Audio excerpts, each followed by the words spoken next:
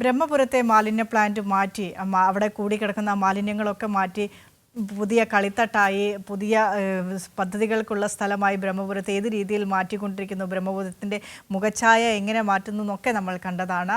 അവിടെ നിന്നൊരു വിശേഷം കൂടെ പങ്കുവെക്കാനുണ്ട്. ബ്രഹ്മപുരത്തെ കംപ്രസ്ഡ് ബയോഗ്യാസ് പ്ലാന്റിലെ ഭക്ഷണ മാലിന്യ സംസ്കരണം ഏപ്രിൽ 1 മുതൽ ആരംഭിക്കും. ആദ്യ ബയോ ഡൈജസ്റ്റർ ട്രയൽ റൺ ആരംഭിച്ചു. ശാസ്ത്രീയ രീതിയിലുള്ള മാലിന്യ സംസ്കരണം സാധ്യമാകുന്നതോടെ കൊച്ചിയുടെ വർഷങ്ങളായുള്ള കാത്തിരിപ്പാണ് അവസാനിക്കുന്നത്. കംപ്രസ്ഡ് ബയോഗ്യാസ് പ്ലാന്റിന് ആവശ്യമായുള്ള എല്ലാ അനുമതികളും വളരെ വേഗത്തിൽ ലഭ്യമാക്കിയായിരുന്നു നിർമ്മാണ പ്രവർത്തനം നടന്നത്. മാലിന്യ സംസ്കരണത്തിനായി ശാസ്ത്രീയമായ ഒരു പ്ലാന്റിനു വേണ്ടിയുള്ള കൊച്ചിയുടെ ഏറെ നാളത്തെ കാത്തിരിപ്പാണ് CBG പ്ലാന്റ് സജ്ജമാകുന്നതോടെ അവസാനിക്കുന്നത്.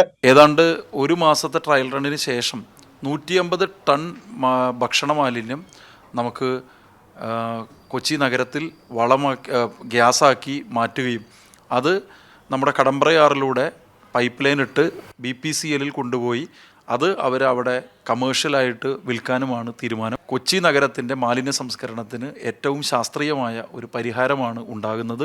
ആദ്യഘട്ടത്തിൽ 75 ടൺ മാലിന്യമാണ് CBG പ്ലാന്റിലെ ബയോഡൈജസ്റ്ററിൽ ഉപയോഗിക്കുക. ഇത് പിന്നീട് ഘട്ടം ഘട്ടമായി 150 ടണ്ണായി ഉയർത്തും. ബയോഡൈജസ്റ്ററിൽ ചാണകം നിറച്ചാണ് ട്രയൽ റൺ നടക്കുന്നത്. ഏപ്രിൽ അവസാനത്തോടെ ഭക്ഷണ മാലിന്യം ബയോഡൈജസ്റ്ററിൽ എത്തിച്ചു തുടങ്ങും.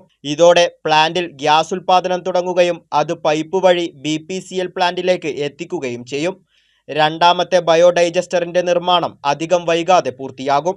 18 മാസമാണ് CBG പ്ലാന്റിന് നിർമ്മാണ കാലാവധി നിശ്ചയിച്ചിരുന്നതെങ്കിലും 6 മാസം മുൻപ് തന്നെ പൂർത്തീകരിക്കും. കൈരളി ന്യൂസ്, കൊച്ചി.